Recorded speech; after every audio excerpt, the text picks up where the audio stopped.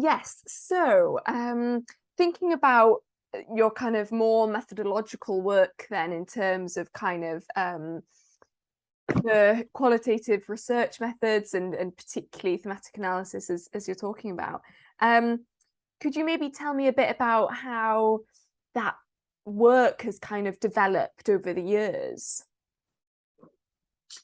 Yeah, Loughborough, to kind of go back to Loughborough, it all starts there, which it doesn't, but, and Sue and Celia in particular really, but the whole of the kind of Loughborough social sciences push this kind of methodological curiosity and a way of always questioning yourself and always questioning kind of things about data and what you're doing when you're doing research and how you're doing it, and what did data mean, and what kind of claims can you be making and what evidence base can you make those claims from. And so we were in this kind of environment of like deep methodological questioning, and then you'd kind of and I think one of the things that really drove that, well, I don't think I've ever expressed it in quite this way before, but was this sense of needing a methodological integrity. And this is methodological and kind of conceptual coherence and in the ways research and analysis are done and undertaken. And those aren't my own terms, that they come from other scholars, but really that's what they were asking us to do, to defend everything. And why can you claim this on the basis of that, and doesn't this mean that although you think you're getting that from your interviews, how can you know that that's what you're getting from your interviews? What's the basis for being able to make those claims? And it led to us being, I think Victoria and I in a paper described ourselves as being kind of bratty, because we were so sort of full of these notions that we'd be at conferences privately critical of like presentations that seemed methodologically incoherent, or where things were not sort of thought through in the way that we've been sort of pushed into thinking things through. So we eventually wrote that thematic analysis paper, and we wrote it quite quickly in a very kind of like literally in one room for a week, talking through researching, writing, putting it together, making sense of it.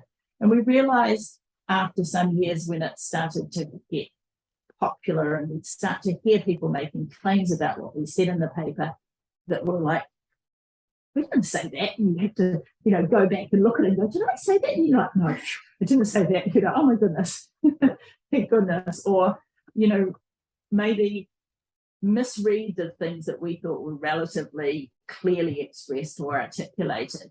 And it's made us realize that, even though as reflexive scholars you can access some of those kind of assumptions and things that shape what you do, you never have that kind of full and final access to that. And that there were assumptions and ideas and things in there that we kind of needed to explicate more clearly and more fully. So over the course of writing that thematic analysis, I think what we've really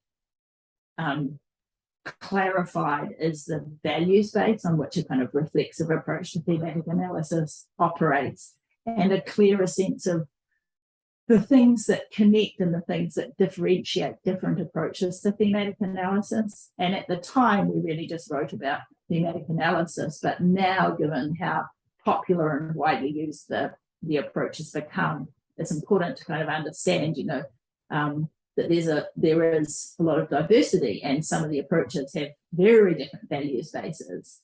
So we've sort of explored some of those different aspects and the ways different, say, quality criteria need to be applied, and if you're using different approaches, and really sort of pushing for a more thoughtful approach to method and methodology. And then at the same time, we've just had quite a lot of fun exploring other methodological questions, like the approach story completion, which we were first introduced to by Celia as a kind of as a method to sort of explore and have a go with. And we've since done quite a lot of work exploring the potential of that and having a lot of fun and a lot of success with it as a method.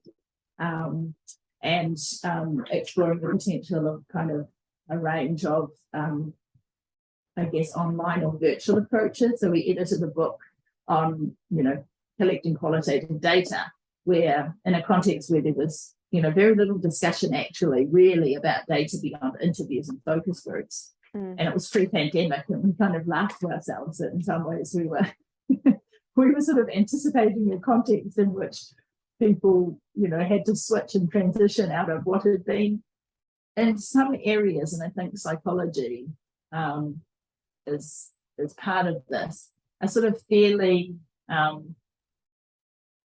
well established sort of canon of ways of collecting data that some people were exploring and exploding, but the qualitative methodological explorations, I think, within psychology are still quite constrained compared to some other disciplinary contexts, and reflecting quite different, disciplines, quite different histories, quite different research questions and those sorts of things. But also, compared to some other disciplines, I think there's a bit of conservatism in the sort of psychological qualitative fields. There's also lots of creativity. So that's not to sort of sound like I'm just saying all the amazing, creative and exciting methodological work that is going on in psychology.